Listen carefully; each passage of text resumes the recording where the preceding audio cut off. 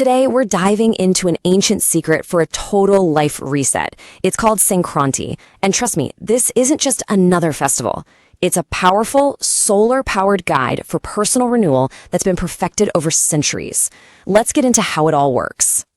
You know that feeling, right? That urge to just wipe the slate clean, close some old chapters, and start fresh with a totally new energy.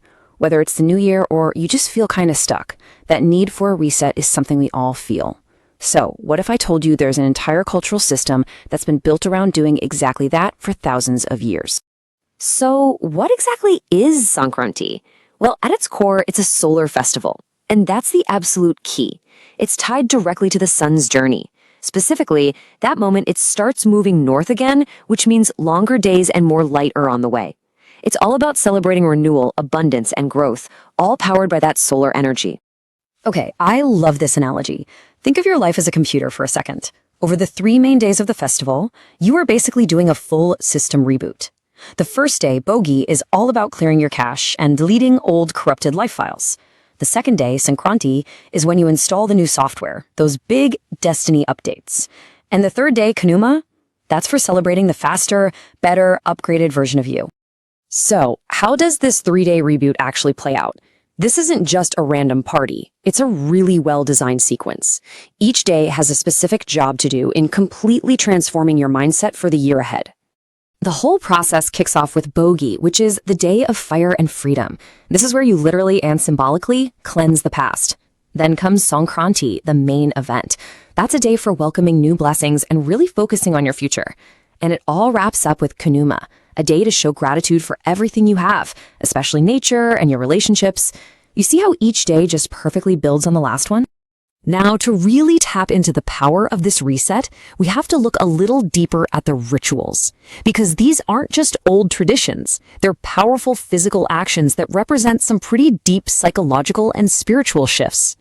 Let's start with kite flying. It is so much more than just a fun game. It's really a sky ritual. When you watch your kite soar higher and higher, it's a symbol of your own dreams and goals rising up. And there's this amazing psychological effect too. A whole community, all standing together, all looking up towards a shared sky of hope. It's literally a collective act of optimism. The spirit of renewal doesn't just happen by looking up. It also comes right to your doorstep in the form of these, well, walking blessings.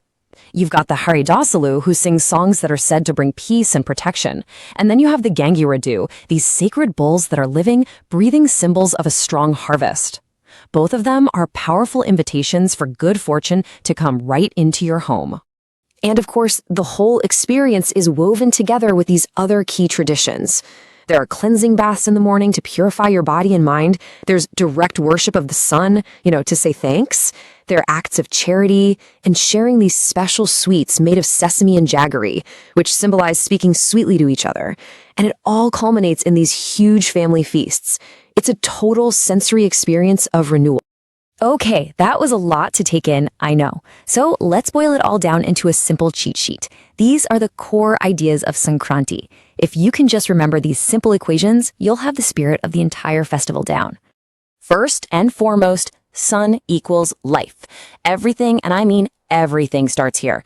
The sun is the ultimate source of our energy, our warmth, and the power that drives all renewal and growth. The entire festival is basically a thank you note to this fundamental truth. Next up, fire equals freedom. This comes from that Bhogi bonfire we talked about, where old things are burned. That fire isn't just for keeping warm. It is a massive symbol of liberation. By burning physical objects, you're also symbolically burning away past pains, old fears, and all that negativity, freeing yourself up to move forward. Then we have kites equal hope. Like we saw, the act of flying a kite is this beautiful visual metaphor for our dreams. It's a physical act of sending your hopes up into the sky, a really tangible and beautiful expression of optimism for your future. And this is so crucial. Family equals real wealth. In the middle of all the rituals and the celebrations, Sankranti is constantly reminding us that the true measure of a rich life isn't what you own, but in the strength of your connections with family and your community. And if you need just one thing to help you remember it all, here's the perfect tool, the Sankranti acronym. It stands for Sun Energy, Abundance, New Beginnings, Kindness, Renewal, Appreciation, Nourishment, Togetherness, and Inner Peace. How cool is that? It's a perfect roadmap for the whole experience. All right, let's shift gears from just understanding the festival to actually applying its wisdom. How can you create your own personal reset plan using these very principles, no matter where you are in the world? Here's a super practical guide. The do's are pretty simple. Actively let go of negativity, show respect to everyone, elders, farmers, even animals, and really lean into a mindset of giving, forgiving, and growing. The don'ts are just as important. Make a real effort to avoid conflicts. Try not to waste anything. And of course, show no disrespect to traditions or other people. And if you want an even simpler framework, here you go. 4 actionable steps for your own reset. Number 1, write down 3 clear goals for your future. 2, reach out and genuinely thank 3 people in your life. 3, pick one old habit that's holding you back and consciously decide to release it. And 4, start one new positive habit to take its place. So simple, but so incredibly powerful. So the main takeaway is this.